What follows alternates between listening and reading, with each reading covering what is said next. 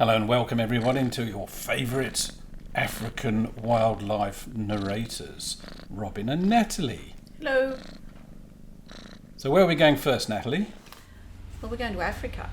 Be a bit more specific. When we're sitting in a houseboat, cruising down the Chobe River, which forms part of the border between Botswana and Namibia, I believe. It certainly does. So it's really like floating down the river in a big bathtub, and you can get into a tinny and zoom up and down or chug up and down and spot wildlife along the shores, because you can see there's lots You of... can just glide up to them and they don't feel alarmed. Yeah, such as hippos. So here's a pod or a bloat of hippos, unusually out eating in the daytime. Normally they feed at night, I believe. And these fat boys weigh up to 1.5 tons, 1,500 kilograms. And if you annoy one, it can run at 30 kilometres an hour straight at you. Even though they're vegetarian. And I believe they kill more humans in Africa than any other animal. So of course when you're in Africa you see loads and loads of these baboons, very social animals. I think these are Chakma baboons. Isn't it a parliament of the baboons? It could be a troop or a parliament, I think, yeah. Possibly. And here's a wonderful view of a fish eagle that we saw again from the tinny from the houseboat, and it allowed us to get within about 15 feet. Very stately animals. Amazing animals. So they have a 2 metre, 7 foot wide wingspan. They weigh up to 2.5 kilos, and they pair for life. We were lucky; we were about 15 feet away from this one. It was incredibly, I was going to say tame, not really, but not afraid. Relaxed. It was relaxed. We weren't, because we were in the tinny wondering if we were going to be hit by a bloat of hippos at any moment. Or a crocodile. Or a crocodile, or, could it get any worse? So you can see the baboons in the background just drinking, and this fantastic sea eagle surveying the scene. And as we bob up and down in this tiny little tinny boat. What's this one? This is we're in Machenji, which is a camp in northeastern Botswana. So again, pretty much where the Chobe River is. And you can see here, looks like the South African Air Force has been over and bombed the place. But it's the end of the season, so it's very, very dry. Nothing much is growing. The elephants have stripped most of the trees, and the kudus and the antelopes have just eaten pretty much everything. So it did look a bit of a wasteland, unfortunately. I believe the elephants like to eat the cambium layer of the tree, which is just under the bark. And if they eat all the way around, they ring bark the tree and it dies.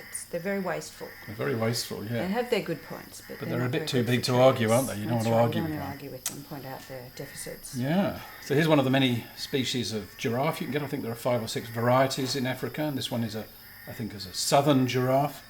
And they grow up to 18 feet, very high, amazing animals, 1,100 kilos maximum, and they can run over 50 kilometres an hour for several kilometres, I'm told. And this one is covered in tick birds, which do it a huge favour. Oxpeckers, yeah, they're also called tick birds. And they do it a huge favour because they eat maggots, they eat ticks, they eat fleas, anything tasty around... the animals, so it's a kind of a symbiotic relationship, would you call that? Yeah, I suppose. Yeah. Cooperative. Oh, is it cooperative? I don't know. What's this? This is a Cape buffalo. This is an animal you don't want to piss off, because this one, or even this one either. Yeah, another of the big 5, I believe. You see lots and lots of crocodiles. They're all over the place, not endangered at all. Whereas African elephants tend to be endangered because they're loss of habitat. Compete with the farmers. Humans are a pain, because of the space, but also because of shooting them for their ivory, which is just a ridiculous thing to do. Elephants can live up to 70 years if we allow them, and they have huge ears, so the ears are very good for hearing, but also, what do they use the ears for? Thermoregulation, I believe. Thermoregulation, wow. And they have very sensitive pads in their feet to teach them to avoid stepping on sharp objects. And I think they can pick up vibrations through their feet. Yeah. So if there's another herd of elephants nearby, they can feel the vibration in their feet and so they can go and party. Prepare themselves. Prepare themselves. Yeah. You get the cocktails on the go. And you can see what this one's doing. It's just sort of stubbing its toe on the grass just to lift up the dirt and therefore the grass, so it can lift the whole thing into its mouth. And again, we got some fantastic views of these animals from the safety of the middle of the river. There's a couple of ducks and geese or something in the middle there. Now where are we going? Well, we're now going to Honey Guide Camp, which is in the Kruger National Park, and we saw these magnificent cheetah pups forming cubs forming a coalition with their mum. With their mum, yeah. They were gorgeous and so playful. And these critters can weigh up to about 70 kilos. They have non-retractable claws, which means 70 kilos. That's a big one. And they live up to 12 years, and they can run at speeds between 80 and 120 kilometres an hour. So, they need that acceleration if they're going to chase after one of these, a zebra. So the collective noun for zebras is a zeal, a crossing, a dazzle, or a herd. I prefer dazzle myself. Dazzle's pretty good. It's pretty nice. Yeah. So once again, we can see the red-billed oxpeckers just having a bit of a break from lunch. But they're always very busy, and I guess the animals just put up with it because it's a symbiotic relationship. Oh, here's some waterbuck. And this waterbuck's got a noose around its neck. It's been in a snare. You can just see the left-hand animal, and so this was pretty sad to see, but locals presumably had put a snare out and it's got caught. Don't know if the snare was really for a waterbuck. It may have been for something else. But they don't like going too far away from anywhere that's wet, so that's why they're named waterbuck. So you'll see them around dams and rivers and lakes and ponds and lagoons. Distinctive toilet seat mark on the the have the toilet seat mark on the backside. Yeah, but very woolly, quite woolly looking antelope, I suppose. Some more elephants, and again, different location. So magnificent beasts. These were just very chilled out completely. We got very close to them, and you can hear their digestive juices gurgling away inside. A lot of borborygmi going on. That's a big word. It is. It is. Well, you taught me that. It means gurgling in the gut. It's digestive juices and gas roving around the internal structure of your. I'm just making that up, but anyway. No, it sounds convincing. Yeah, it's and so you can see here it's very delicately just stripping a few bits of greenery off what I believe is a thorn bush that you and I probably wouldn't go within a cooee of, but it doesn't seem to bother them. But they just have rip to it eat kilos and kilos and kilos of food How many every kilos? day. Oh, I can't remember. Kilos but lots, because there's not a great deal of nutrition in those trees, so they have to have a huge quantity to fulfil their metabolic requirements. Well, it certainly could do with a bit of a teeth whitening session there as well at the local dentist. So where are we going to now, Natalie? We're going to the Hide in Zimbabwe, which is rather nice place. So nice we named our house after it. Yes. So as you can see, here's a little bit of a view of the luxurious tented accommodation. And you could sit in the bath, have a bath, and watch the elephants come down to drink in the evening. It was quite stunning. At the water hole. At the water hole, yeah. Beautiful. So it's a fantastic location. And here are some locals coming down to eat. These are, I suppose, lion food, aren't they, really? Impala. Small antelope. Delicate, dangerous. Very delicate, aren't they? Beautiful. And apparently they're related to goats, cattle and sheep, and not to other antelopes. Really? Oh, look, it's an elephant baby. There are quite a few little babies here. And of course, the elephants don't actually wallow in the water hole. They wallow in a sort of separate area, as you can see here. There's a little baby in the water hole. He's tiny, and he kind of fell into the water hole and started sloshing around and had quite a bit of difficulty to get out. And for somehow, the matriarch of the group decides it's time's up. And she gets out and everybody follows her quite slowly, and then the next group turns up. So they take turns, they're quite civilised. I believe elephants are quite fastidious about the cleanliness of the water that they drink, so in this sort of muddy, dirty hole, they wouldn't drink that water. I wouldn't drink it. They no, wouldn't drink but, it. And why did they put mud on their outside, on their skin? Cool themselves down, thermoregulation again. Thermoregulation. Perhaps it's a beauty treatment, perhaps they think it reduces wrinkles. Well, humans do it. No, it doesn't work for humans either. Yeah, well, there's a lot of things don't work for humans. Anyway. Maybe it's a matter of wellness. Oh, could be. Well, let's not get you started on wellness. All right, so here's another. This is actually a separate waterhole. You can see there's a little group, family group, heading off. They're very close to each other, aren't they? They're just... Yeah, it's good. There's a good mixture there of aunties and babies and mothers. But they don't want to be separated. They want to hang out together. No. So quite extraordinary to see these late afternoon, early evening.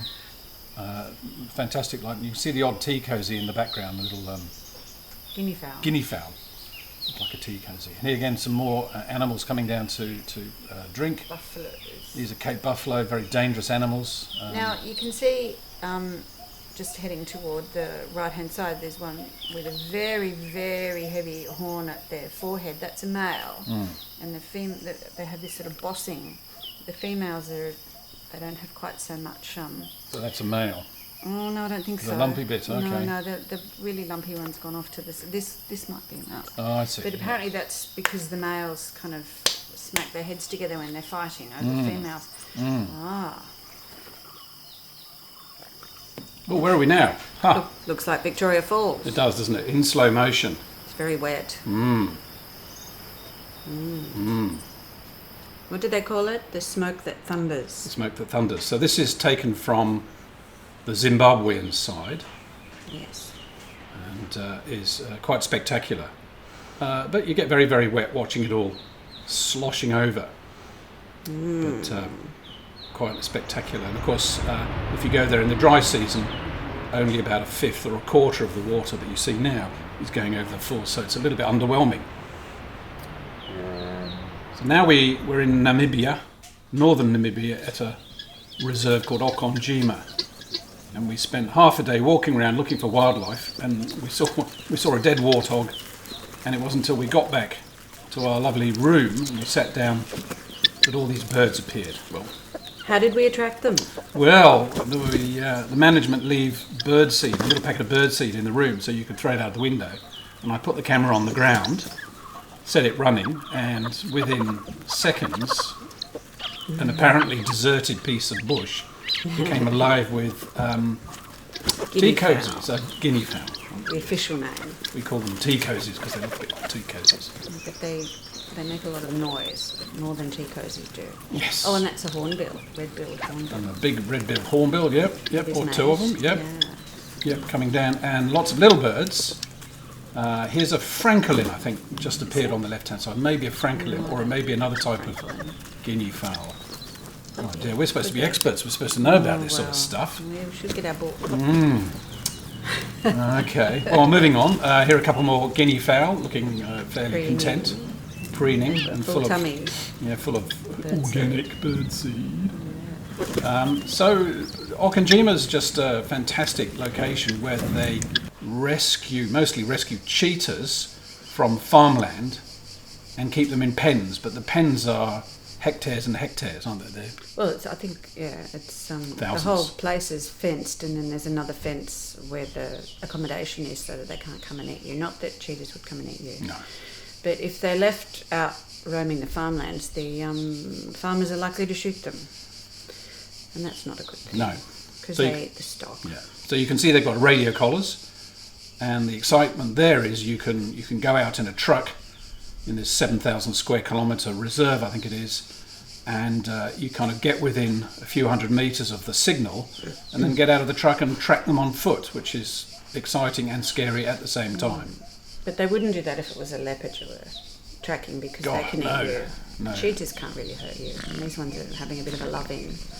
We could hear them purring, couldn't we? We could, yes, they were purring. In fact, you can hear them purring now. Oh. Because they were obviously very happy. I better stop talking. Yeah, well, there we go, purring. And so we watched them for a number of minutes, 5 or 10 minutes, and they got up and walked off. So what's the collective noun for cheetahs, Robin? Well, the collective noun is quite possibly... Coalition. Coalition, yes, I think. I'm glad you helped me out there. Coalition of cheetahs. I'm not sure if two is a coalition. It probably is. Well, I think they were saying that this group is part of a coalition of 4. Ah, so there's, okay. Yeah. Sometimes They're brothers. So they're brothers and sisters. They're young, and they've left their mother, and she's probably got new babies, but they sort of hang together. Speaking of cheetah babies, look at this. We happen to have one right here. So this little family was almost at the entrance gate when we first arrived, I think, and we stopped, couldn't believe it. And of course, we both wanted to get out and give them a damn good combing or brushing, because they're rolling around in very dry dirt and leaves and litter. Dead grass, yeah. And the mother was obviously a bit tired. She probably had a very busy day. She's busy feeding the baby. And the baby was sort of all over her, really. So, typical cat situation, I suppose. Very, very pretty animal. And again, you can see the radio collar there, which works very, very well. But also on this reservation are several leopards, but this is one that is in a smaller enclosure, I think 7 hectares they told us, and you could sit in a hide, which was scaringly close, wasn't it? It was about 20 feet away from this massive animal.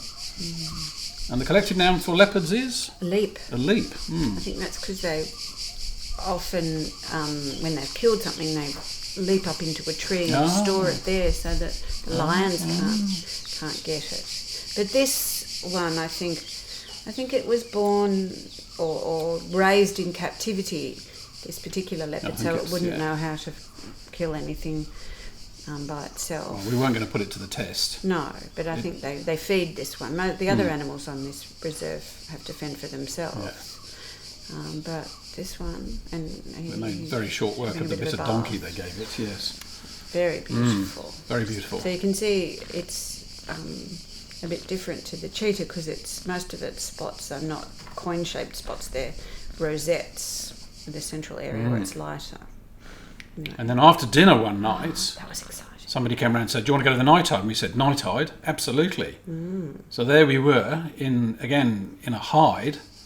And they emptied sort of a bucket of scraps out in the middle, and there was nobody there. And then suddenly, 9 porcupines appeared from the blackness. They made an amazing noise, a sort of clattering noise, didn't they? Yeah, it's quite spooky. Yeah. And quite big. And then 2 honey badgers turned up. Very lucky to see Legendary honey badger, which is reputed to be almost indestructible unless you actually shoot it with a rifle, because they have such very loose skin, and so animals will grab hold of it and bite it. The skin is incredibly thick, so they don't actually puncture the skin. And the animal can then, because the skin is so loose, can turn around and bite back. And as you can see here, they're very, very careful not to get to the back end of the porcupines, because the front ends are quite cute. The back end is the dangerous bit. And I think the male porcupine during this shoot got a little bit too close, and he ended up with half a dozen spike in his bottom. Yeah. Didn't put him off though. So then we moved on to Sossusvlei in Namibia. Famous for its sand dunes. Yeah, and this is a sand dune. It's kind of hard to get the size of it, but it was just far too big to climb. It was very, very, very high. Young crazy people climb. Yeah, I guess, but it's they look much better several from hundred ground feet level. high. So magnificent location, one that everybody, of course, goes to. We queued up at 5 in the morning, I think, didn't we? Or 5:30. It's supposed to be the most spectacular at sunrise, so we were there for about that time.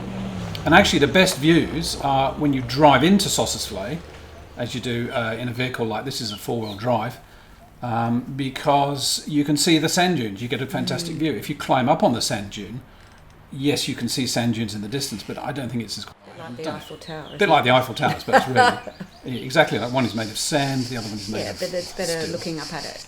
It is. It's more iconic. It's better yeah. photographs. And so the government has put on this service. So if you don't have a suitable vehicle, you can get into one of these little buggies, 4-wheel drive buggies, and they take you the last 4 kilometres or so to the car park in inverted commas. It was starting to get quite hot by this time, if I remember. It was very hot. Yeah. And when we got there, of course, there was a bunch of English tourists who took their shirts off and headed up the nearest sand dune. So this is the park called Deadvlei, This is isn't it? Deadvlei, yeah. Deadvlei. So Yeah. these are ancient petrified trees. Yeah. And it used to be it's Deadvlei is like the dead river. It used to be a river which got diverted because the sand dunes blew over it. And so these trees would have been along the banks of a river at one stage. So now we're somewhere else. So this is round the corner at Cesarium, which is very close, and there's this amazingly beautiful rock formation. water-carved rock formations where you spend a bit of time in there. So really good. And then it was up to the coast at Walvis Bay, Walvis Bay. Walvis Bay, and Namibian. Well, and so these beautiful flamingos they were just oodles of them. Just off the wall at the central town park, really. So you sit on the wall of the harbour and photograph these chattering away. Hundreds of flamingos. Beautiful.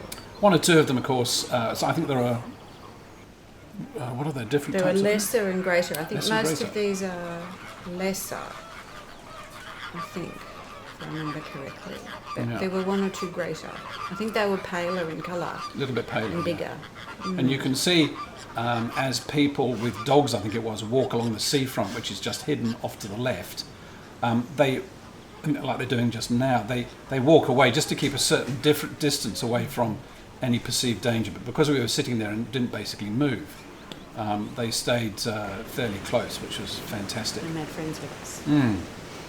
And so we must say farewell to our African sofa safari. Wow. This is the pier at Walvis Bay, where you can walk down in the evening. It's very pleasant.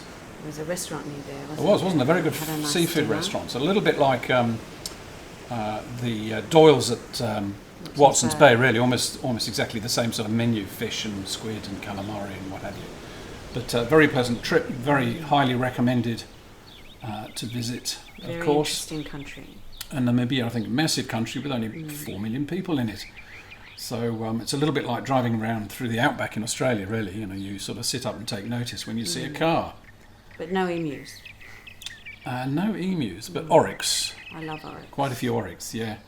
And bat-eared foxes, jackals, zebras. and zebras, of course, and loads of other stuff. Yeah. Highly recommended. Sun setting. And the sun sets on the Empire. Time for a sundowner. It is time for sundown. How many have you had? Where's the corkscrew? Bye for now. Bye for now.